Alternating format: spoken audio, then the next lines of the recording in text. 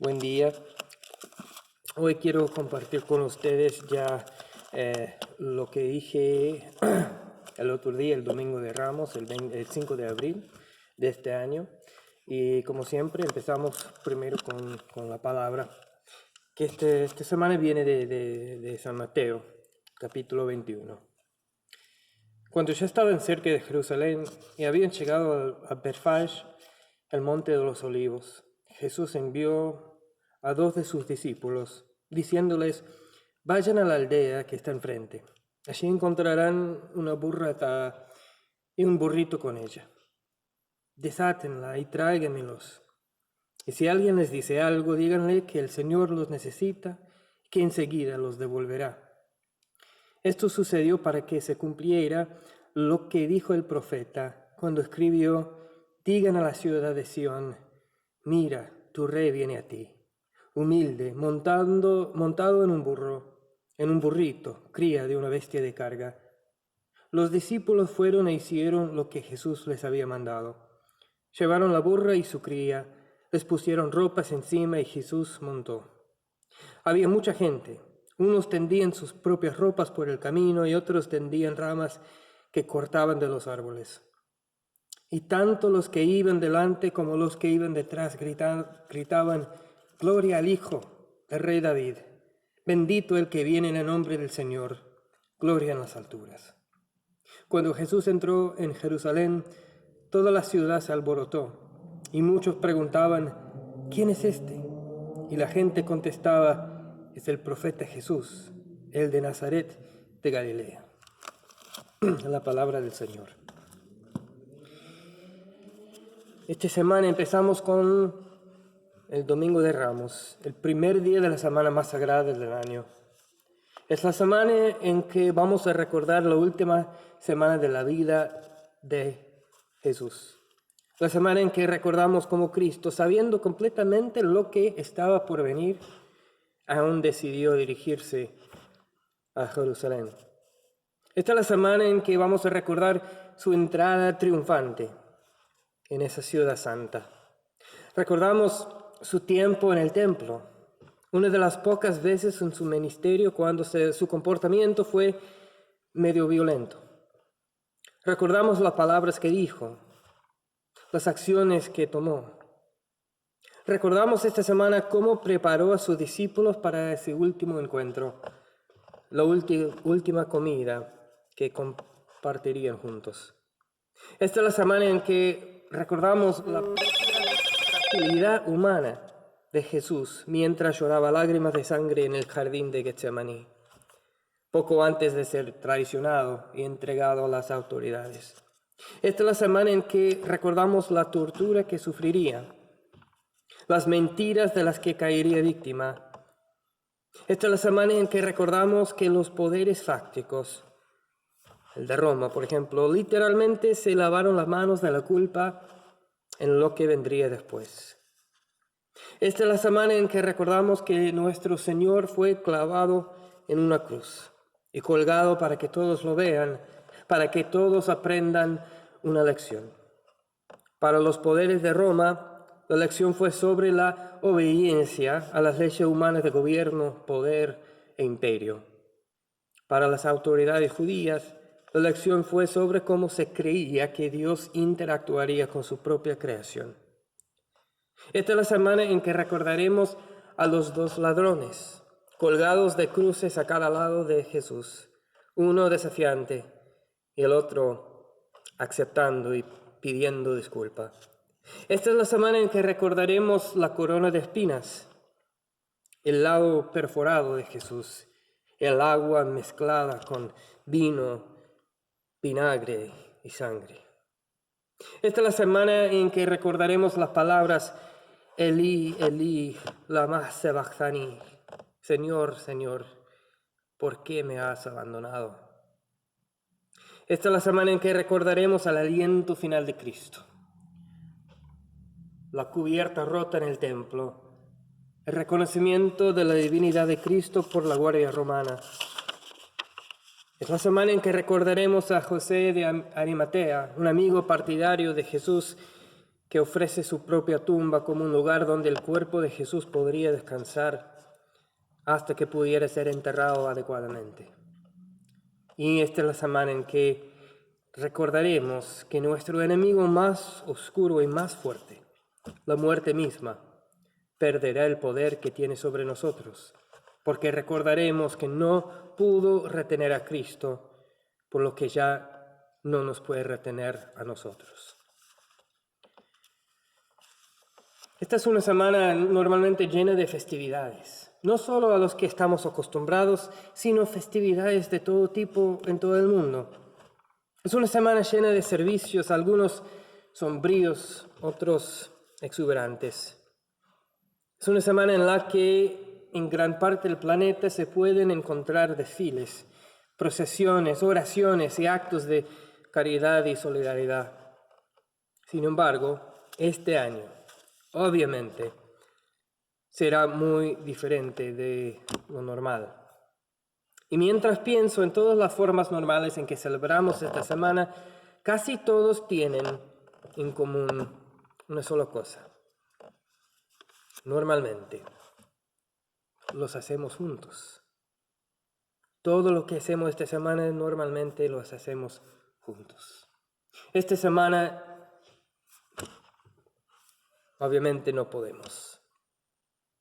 Esta semana no habrán desfiles masivos o procesiones. Esta semana no habrán servicios normales cuando podamos llevar a los niños al santuario con hojas de palmeras ondeando. No habrá recreación de la última cena durante un servicio para que todos la vean. No habrá servicio de amanecer de Pascua en iglesias o en cementerios. Esta semana no habrán oportunidades de reunirse el domingo temprano por la mañana y ver los hermosos vestidos de las niñas o los bonitos trajes y corbatas de los niños pequeños. No habrá comunión compartida en comidas o en adoración. Es quizás la Semana Santa y la Pascua más diferentes que jamás veremos. Es difícil poner en palabras cómo se siente esto, pero me consuela saber que no soy el único que lo siente. Así como no se siente Navidad para muchos si no hay árbol o nieve, tampoco se siente como Pascua si no podemos reunirnos en nuestras formas normales de alabar y dar gracias juntos como hijos de Dios. Muchos de los eventos en las Escrituras que recordaremos esta semana ocurrieron también entre un grupo. Jesús y los discípulos, los sacerdotes principales, Jesús y los ladrones, el grupo de mujeres en la tumba el domingo por la mañana. Nuestra fe es una fe hecha vida en comunión unos con otros. Y sin embargo, este año no habrá compañerismo del tipo normal. Esta Pascua, independientemente de lo que hagamos, será diferente. El problema es que creemos que, dado que será diferente, creemos que no será bueno. Y ahí es donde podemos estar, pero muy equivocados. Será diferente, obvio. Pero eso no tiene que significar que va a ser malo. Esta Pascua se nos presenta algo que rara vez ocurre de una forma tan inesperada. Esta Pascua nos presenta con una oportunidad. Es una oportunidad para mirar más cerca de las Escrituras. Es una oportunidad para cuestionar nuestros entendimientos preconcebidos. Es una oportunidad de ver a Jesús con una luz diferente. Y eso puede hacer que Jesús sea aún más real para nosotros de lo que ya es. Aquí se nos presenta una oportunidad increíble y deberíamos aprovecharla. Debemos buscar encontrar a Cristo de nuevas maneras, a través de los ojos de nuevas experiencias. Durante el resto de la semana, te animo a que pases un tiempo en devoción silenciosa todos los días. Hay muchos recursos, muchos sitios web, muchas devociones de libros que son disponibles. Y si desea algún tipo de ayuda, avísame y te ayudo a encontrar lo que te hace falta. Hago un plan para pasar de 20 a 30 minutos cada día en devoción y oración, dando gracias a Dios por todo lo que tiene y por el trabajo que nos espera, tanto ahora como en los días y meses venideros. Esta mañana nos saludan las palabras de San Mateo. Nos cuentan el viaje de Jesús y su acercamiento a la ciudad de Jerusalén. Él le da a 2 discípulos la tarea de recoger un burro que estará atado al lado de un potro. Los discípulos hacen lo que se les pide y Jesús entra a la ciudad sagrada, sentado encima del burro. Una gran multitud se reunió, extendió sus ropas en el camino. Gritaban: Hosana al Hijo de David, Hosana en lo más alto. Es una imagen con la que todos estamos familiarizados. Yo me puedo acordar haber visto pinturas de la cena desde la pared de la sala de escuela dominical cuando era niño. Cada año entregamos hojas de palmera como un recuerdo de que también Dios se nos pide a nosotros que participemos en la recepción de Jesús en nuestras ciudades, en nuestros pueblos y, lo más importante, en nuestros corazones. Tenemos el beneficio de 2000 años de historia, por lo que nosotros sabemos lo que sucederá en los próximos días. Conocemos el camino largo, duro y doloroso que Jesús debe recorrer. Sabemos cómo terminará la historia de su vida terrenal. Y sabemos, más importante, que el final de su vida terrenal no es el final de su historia. Sabemos que 2000 años después del hecho, sabemos que nosotros también estamos invitados a participar en esta historia que Dios está contando. Mucho se ha hecho a través de los años de que de todos los animales Jesús elegiría un burro para ayudarlo a ingresar a Jerusalén. Mateo llega a decirnos que la razón era simplemente porque era una forma de cumplir la profecía. Pero, digo yo, más que eso, es simbólico. Jesús está entrando en un burro porque es la forma más humilde que pudiera entrar. Entrando en la última semana de su vida terrenal, Jesús es humilde. Ciertamente no tiene que serlo. Después de todo, Él es el Hijo del único y verdadero Dios viviente. Y sin embargo, elige la humildad. Los burros eran humildes por lo que hicieron. Eran bestias de carga. Su única existencia era llevar cosas de un lado al otro. Entonces es interesante darse cuenta de que Jesús entra en un burro, en una bestia de carga, porque sabía que estaba a punto de convertirse en lo mismo para nosotros. Jesús sabía lo que le esperaba y tenía que prepararse. Estaba a punto de tomar el pecado del mundo entero sobre sus hombros. Y la única forma en que podría hacer esto es si primero se vacía por completo.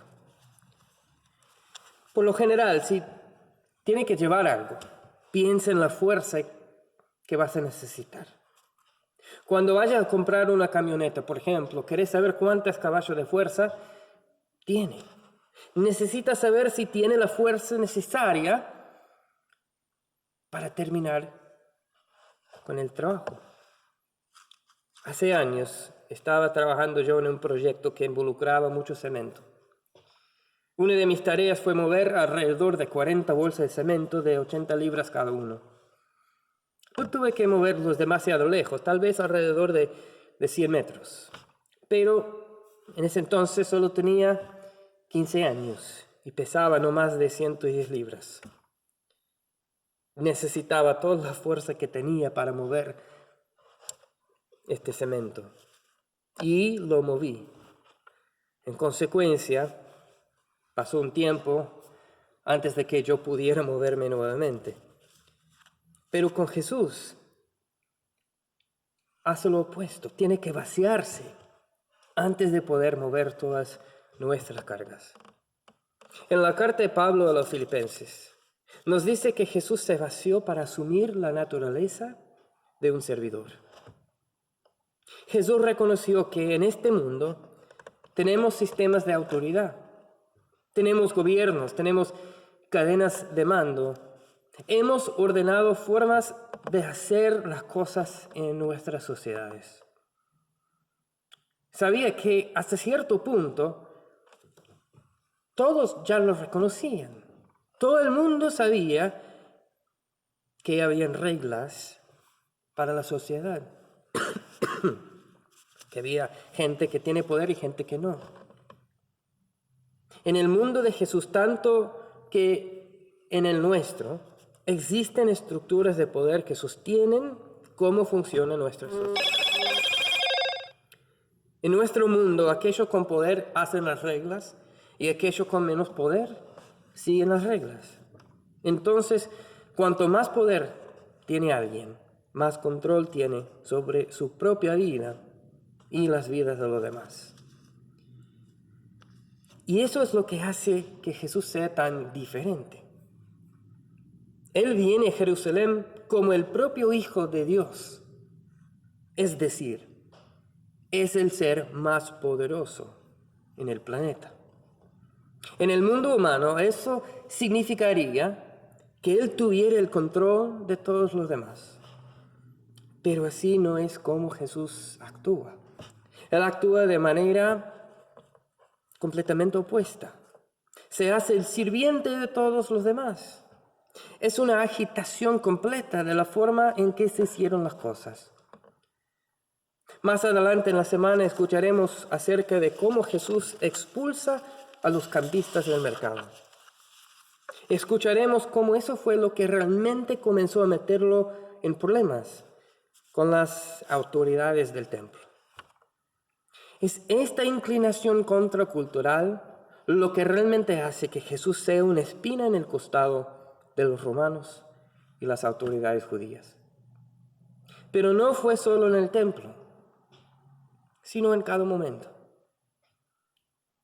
Y también aquí mismo, cuando viene a la ciudad con gritos de hosana, viene de la manera opuesta a la de alguien que tiene poder, aunque en verdad tiene más poder que todos ellos. Él es el mejor ejemplo de lo que parece ser un sirviente. Hace unos minutos mencioné que esta Pascua tenemos la oportunidad de ver a Jesús de diferentes maneras, de nuevas formas. Tenemos la oportunidad de escuchar su historia nuevamente. Y si abrimos nuestros oídos, nuestros corazones y nuestras almas, también podemos acercarnos más a Jesús de lo que estábamos cuando comenzó esta cuarentena. Y con ese espíritu, hace un tiempo, un amigo mío me contó sobre una teoría sobre la naturaleza de Jesús. No es una teoría nueva, ha existido durante mucho tiempo, pero no es una que la mayoría de la gente sepa. No es una que la mayoría de la gente sepa. Y con buena razón, porque de alguna manera es el opuesto, el polo opuesto de lo que siempre estamos pensando en esta semana. Igual lo voy a mencionar. No quiero sugerir que es la mejor teoría, tampoco quiero sugerir que es una teoría con la que estoy de acuerdo, pero es interesante. Y con el espíritu de esta servidumbre contracultural de Jesús, vale la pena señalar. La teoría se reduce a una pregunta básica, pero es una pregunta fundamental. ¿Qué pasa si el plan de Dios nunca tuvo la intención de incluir la muerte y resurrección de Jesús? Ahora, antes de que hagas una llamada para averiguar si tuve una quiebra mental. Déjame explicar. El nombre cristiano significa Cristo pequeño. Se supone que debemos trabajar hacia el ideal de que seamos imitadores de Jesucristo. Estamos llamados a moldear nuestras vidas en torno a su ejemplo. Durante la mayor parte de la historia cristiana se ha tomado como un hecho que el propósito de la vida de Jesús era que Jesús moriría y que serviría como un sacrificio para enmendar los pecados de todos los demás. Teológicamente, esto tiene mucho sentido. Hay todo un tema de teología que trata con Cristo como sacrificio y lo que eso significa. Pero la pregunta permanece igual. ¿Qué pasaría si la intención original de Dios fuera demostrar cómo debería ser la vida para nosotros a través de la vida de Jesucristo, en lugar de solo la muerte? Pasamos como cristianos una cantidad excesiva de tiempo centrado únicamente en la cruz. Y no pasamos tanto tiempo con las otras lecciones que Jesús enseñó. Pasamos un día al año mirando a Jesús arrojando a los cambistas del templo. Y esto merece más de un solo día al año. Pasamos un día al año con Jesús y sus discípulos en la cima del monte de la Transfiguración. Esto también merece más que un día al año. Pasamos un día al año en el bautismo de Jesús, un día al año en Juan el Bautista preparando el camino. Y todo esto sin mencionar las historias más pequeñas, las parábolas, los otros eventos de la vida de Jesús que tienen mucho que enseñarnos y contarnos. Todavía también ellos sirven como ejemplos de cómo debemos moldear nuestras vidas. Esta semana vamos a celebrar la crucifixión de Cristo y por supuesto su resurrección. Pregunto, ¿no? Estas dos cosas son fundamentales para nuestra identidad como cristianos. Cristo llevó nuestros pecados, fueron lavados libremente en su sangre y la muerte ha sido vencida por su resurrección. Pero hoy, mientras seguimos a Jesús a Jerusalén y durante al menos estos próximos días, me gustaría que nos detuviéramos. Me gustaría que pensáramos en todo lo que Jesús enseña, todo lo que Jesús nos llama a hacer. No solo somos los benefactores de su sacrificio, también somos los imitadores de su palabra, su voluntad y su camino. Y esto significa más que solo la resurrección. Porque antes de que Jesús resucitara, vivió y nos llama a vivir, nos llama a seguir su ejemplo. En la mayoría de los casos, seguir el ejemplo de Jesús no nos llevará a una cruz literal, aunque habrán dificultades. Pero lo que es igual de importante es lo que a menudo pasamos por alto.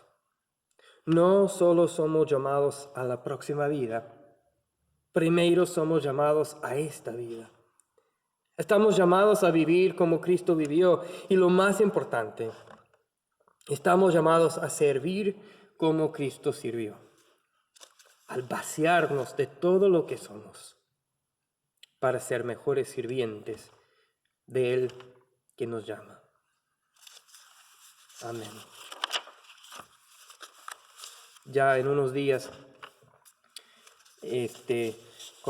compartiré también el mensaje que doy a través de la semana, por ejemplo, en el Jueves Santo y el Viernes Santo y el Domingo de Pascua. Entonces, nos vemos en unos días. Que Dios está con ustedes y que les bendiga con mucha paz. Amén.